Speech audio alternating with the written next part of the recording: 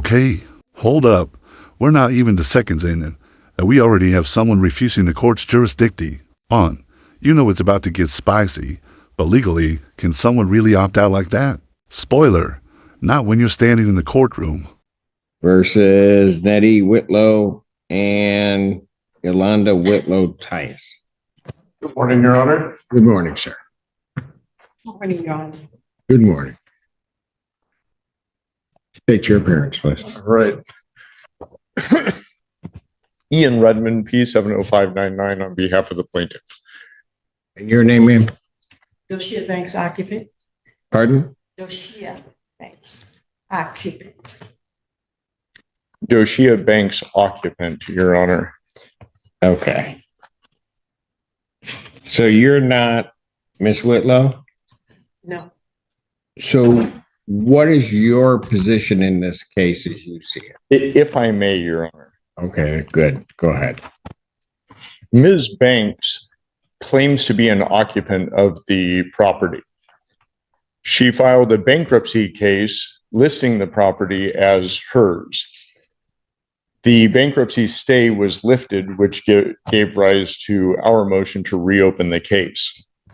The order lifting stay I would like to present to the court because it has some interesting language in it, Your Honor, which includes, it is further ordered that the bankruptcy court finding this filing of this petition was part of a scheme to delay, hinder, and defraud VMC REO LLC. Additionally, Your Honor, the bankruptcy court ordered, let me see, notwithstanding Rule 4001A3, a bankruptcy rule, Right.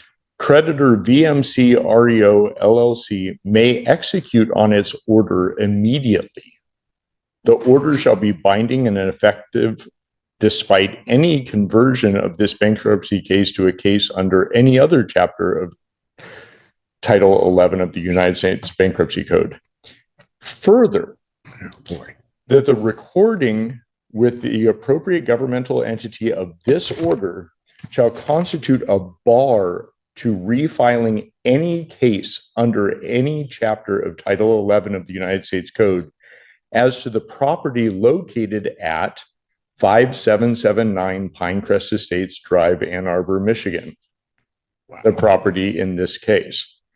A debtor in subsequent case under this title may move from relief from this order based upon a change of circumstances or for good cause shown after notice and hearing.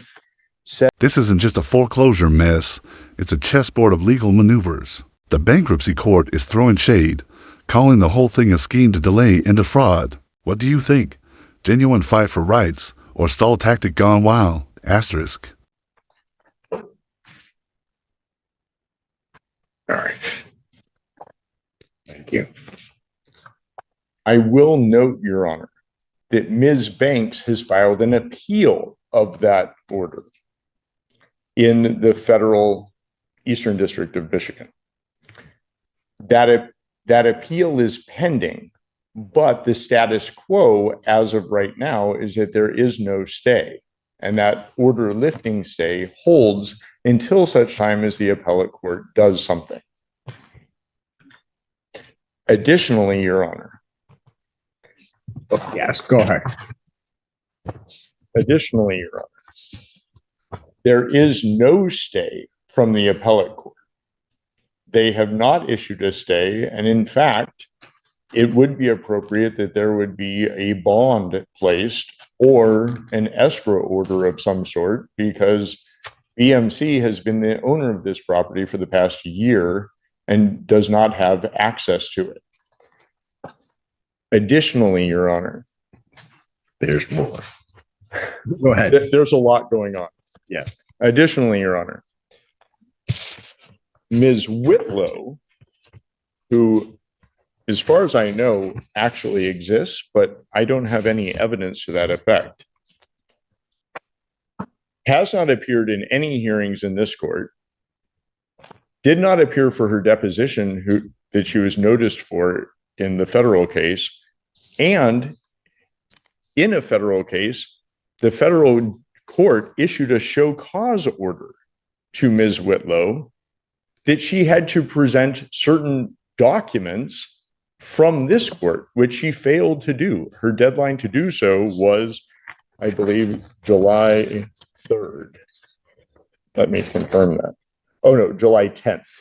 And she did not supply any of those documents. I can present that show cause order if you would like. I don't know that I need that because I'm not. The reason that I mention all of this, Your Honor, Go ahead. is that this is $1 million house in Ann Arbor that Ms. Whitlow purchased with a mortgage and less than a year later defaulted. The foreclosure went through, the sale occurred, the redemption period expired, and we came forward to evict. Since then, there have been multiple bankruptcies. Ms. Whitlow filed 2 different bankruptcy cases. A young man who apparently lives in Arizona filed a bankruptcy case and listed this property as his residence. Ms. Banks has filed a bankruptcy case and listed the property as her residence. It should also be noted that Ms. Banks was a bankruptcy preparer and has been forbidden from the bankruptcy court from preparing bankruptcies for anyone other than herself. Wait a minute. A banned bankruptcy preparer who also filed one listing this same house? That's a plot twist straight out of a Netflix true crime DOC. Think she's playing legal gymnastics or just caught in someone else's chaos? Asterisk. And that's why we would like to reopen this case, because there is no stay in place. We would like to move forward with an immediate eviction, at most an 11-day vacate. And if for some reason that would not be amenable to the court, we would ask for an escrow order or a bond. On $1 million property, I think it would be reasonable that $10,000 a month rent would be reasonable. Right. Thank you. Ma'am, Yes, Your Honor? what do you want to tell the court? Well, just for 60 seconds, and then I wrote something up because I am nervous, quite nervous. But I, Doshia Banks, is respectfully appear specially and conditionally for the sole purpose of protecting federally vested occupancy rights and opposing unlawful state action. I expressly do not consent to this court's jurisdiction and do not. Well, then Any rights. you are not a named party. So if you're not consenting to this court's jurisdiction, sit down.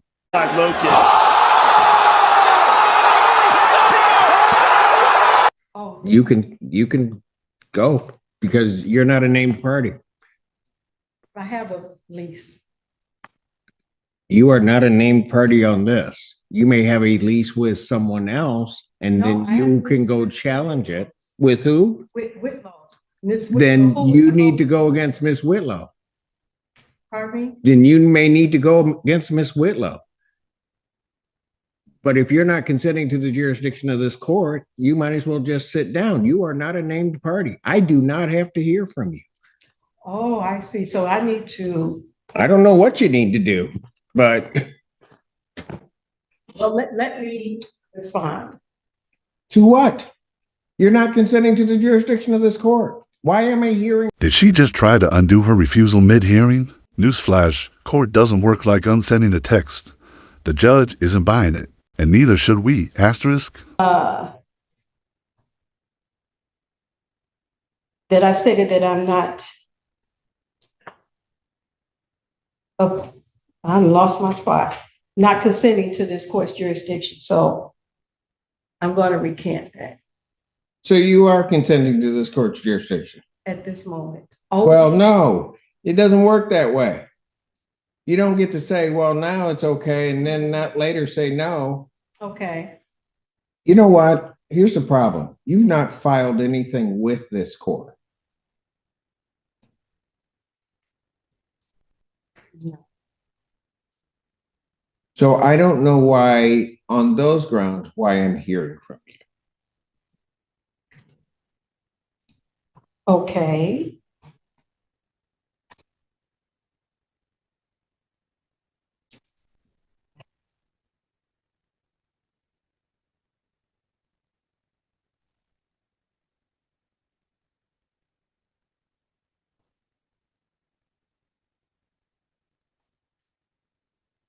If I may, I do have time, I do believe, to go file an answer and counterclaim. I was just led under An false answer and pretenses counterclaim to what? to their complaint for eviction.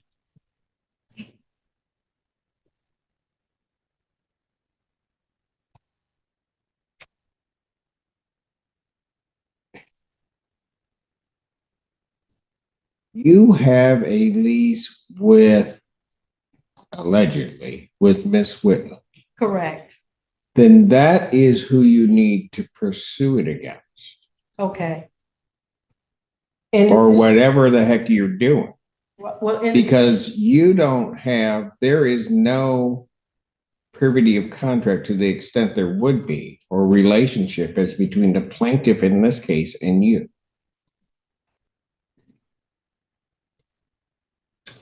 okay, I'm not really understanding, but Well, let me put it a little bit more simply. If I grant the relief of the plaintiff in this case and grant an order of a judgment and an order of eviction in Okay. 10 days, okay, any claim of your interest in that property, you have to go after the Whitlows because that's the only person you have a contract with. Allegedly have a contract with. okay. No, there is an actual contract. I don't know that, ma'am. We've actually been. I don't know communicating that. Okay. I know you don't know that 'cause it's not before you. Correct. I see. I see. So basically, the notice of removal that the Whitlows did, They are not here. I don't know. I have documents that are not, that they filed with this court that are not signed. So I don't have to accept them. She has not appeared before this court, or they have not appeared before this court. And so as far as I'm concerned, any relief they're requesting, I can, and as of right, ought deny, and it should be denied also on the merits of whatever their motion is. But I can deny it because they're not here. okay.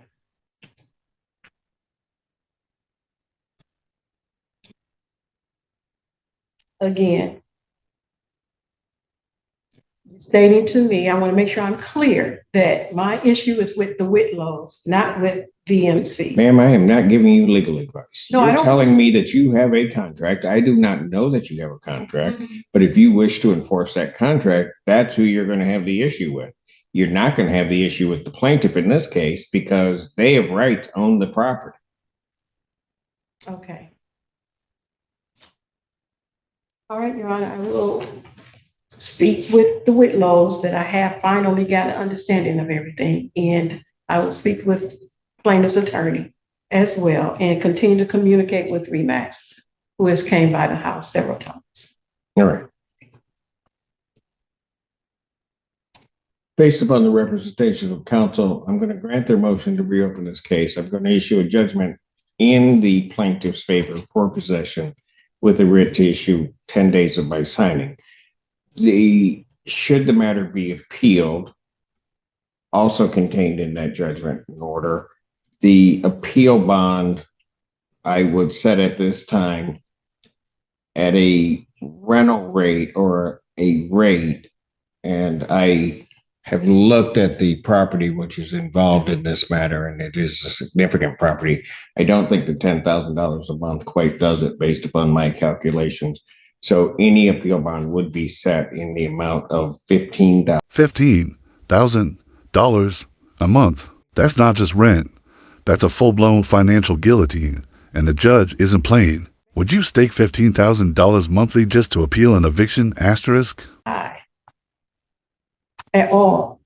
I'm not sure what her mortgage payments were. That was not our amount we paid. Then I'll tell you what.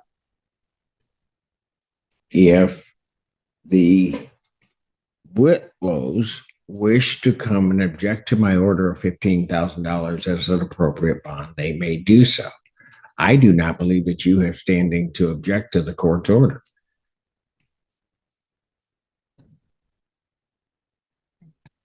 Thank you. Thank you, Your Honor. Thank you. I know, you didn't write any. We'll await. I did. Oh, No. no, I don't think so. I don't know if Mr. Fink is ready on. Mr. Fink, are you ready? But hold on. I'm going to take about a 10-minute break because my head is hurting right this minute. Well, it's not hurting. I mean, I could go on, but I need about 10 minutes after that. Thank you, Your Honor. Court's